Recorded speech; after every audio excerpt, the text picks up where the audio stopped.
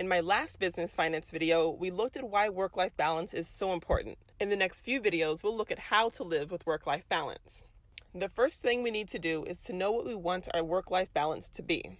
To do that, we've got to envision what we want our lives to be like.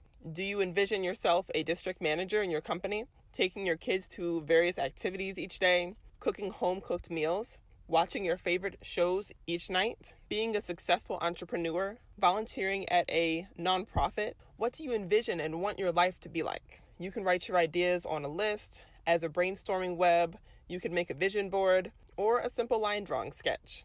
If you'd like to do a vision board, you could attend my live online vision board party to get ideas on how to make a meaningful collage together in a fun group environment. I'll place a link to that in the description below. Because once you can envision it, you can have a clear idea of what's important to you. You'll also want to reflect on why that vision is important to you. Is it because your career is a huge priority? Because family is your highest priority? Is it because as a child you promised yourself that you'd accomplish that vision? Is it because you want to make a positive impact in that area? It's good to know why so that you can be all the more motivated to make it happen. Then consider what setup can make it happen.